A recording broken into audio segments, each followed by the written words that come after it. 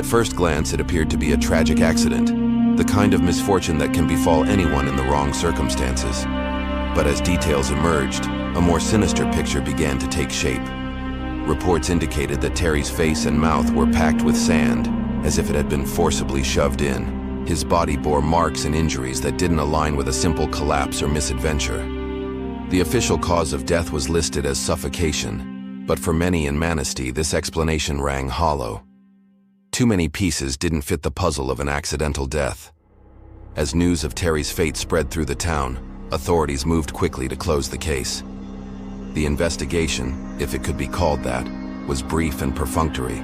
There was little evidence, no suspects were named, and few probing questions were asked. It was as if there was a collective desire to sweep this tragedy under the rug, to let sleeping dogs lie.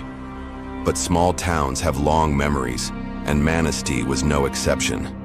While officials may have been content to label Terry's death an accident, the whispers began almost immediately. Some spoke of a fight at the bonfire, a confrontation that may have turned deadly. Others pointed to older kids who had been seen bullying Terry that night.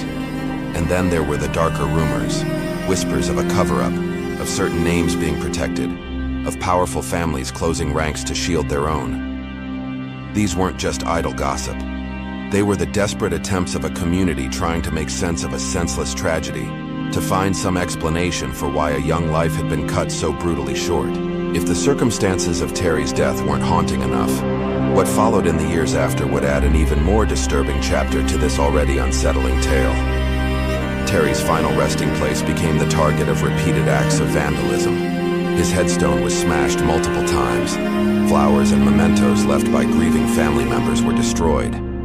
To many locals, this went beyond simple teenage cruelty or random acts of desecration. There was a persistence to these attacks, a deliberate quality that sent chills down the spines of those who noticed. It raised an unsettling question. Was someone trying to keep Terry's story buried?